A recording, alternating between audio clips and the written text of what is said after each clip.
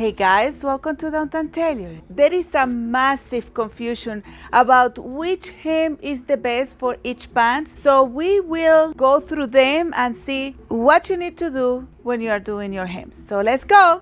You see, when you get a pair of new jeans and the hem is all damaged and crumbled, I'll tell you something. Those hems are an accident.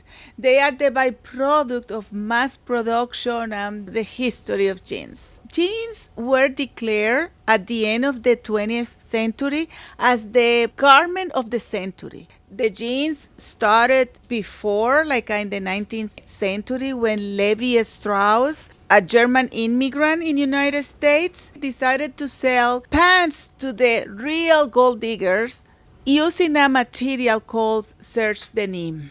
That's why we say denim, right? But the material was made in a place on France called Nimes.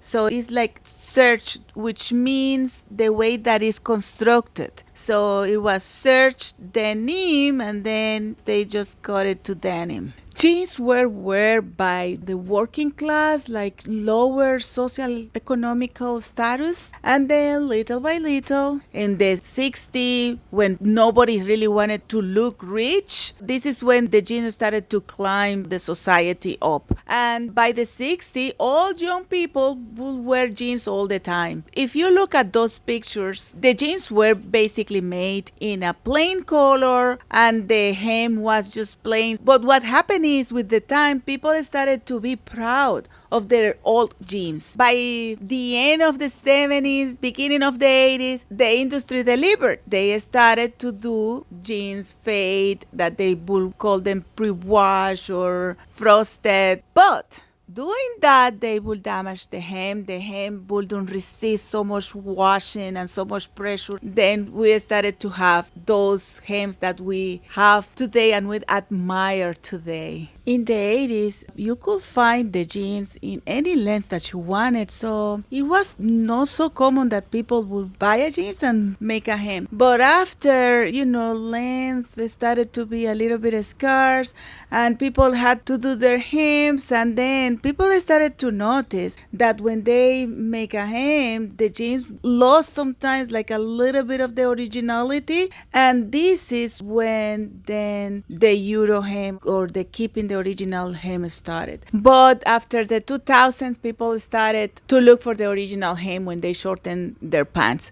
I'd say that by 2005, that was a really common knowledge. And as you might imagine, I've done hundreds of jeans, maybe thousands. And I can tell you that the young people are the ones that are more interested in keeping the original hem. In general, people that are more classic, they really don't mind. It's another problem. You don't need the Eurohem all the time. So I will explain to you what you have to take in account when you need to shorten a jeans. The most important thing is the appearance that your customer or loved one wants to present. So if you have a pant like this, you really want to keep the original hem and the stitches too. When a pants need to be shortened, what we are looking for is to keep the pants in the most original way. These pants, as you can see, the customer have wear it like that, and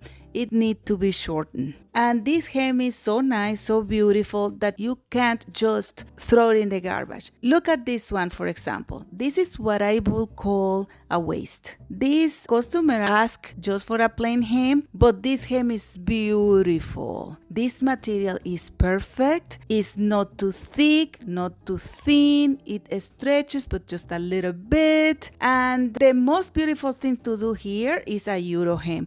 I will do a Euro so you can see what I mean. I have videos already explaining all the steps in a Eurohem. You can check those. I just wanted to show you here that I saw the stitches very close from the original stitch. I did it in red so you can see it. And after that, you just have the space to do the top stitch. This is what hides the hem the best. What I'm doing now, I'm thinning out the hem inside because this will be the cons of the Eurohem, that you have a lot of material inside. And look at this hem, it's nice, it's beautiful. You can see the joint stitch, but if I make a close-up, but from far you cannot see anything. It's like the original one. It's just fantastic, and it's clean outside. Here are the pros and cons of the Eurohem. In this case, we have a pair of jeans that have a beautiful stitch.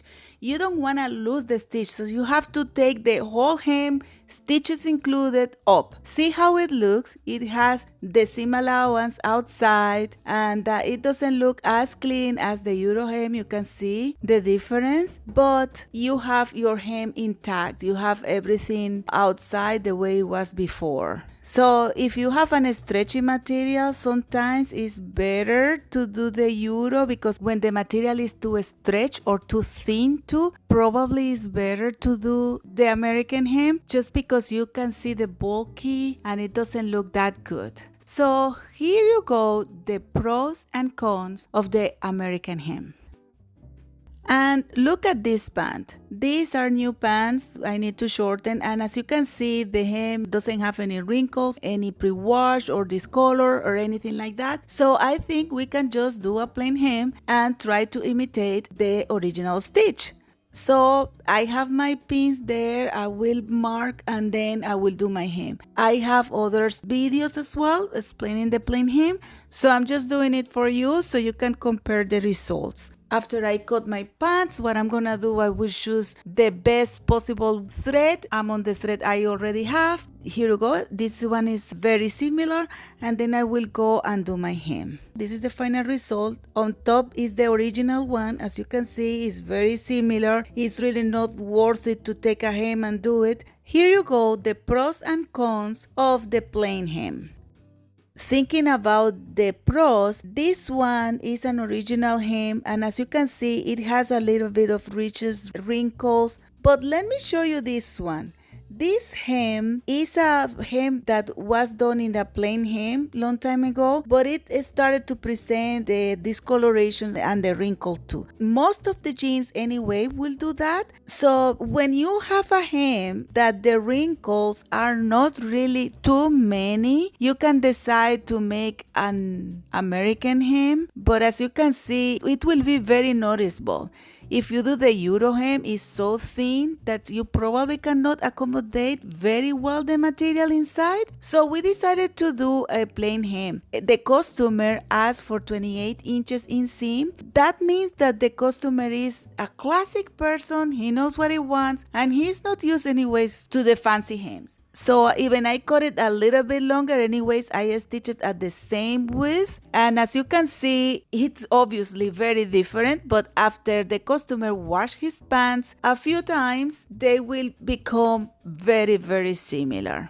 Remember, most of the plain hem developed wrinkles and discoloration after a few washes.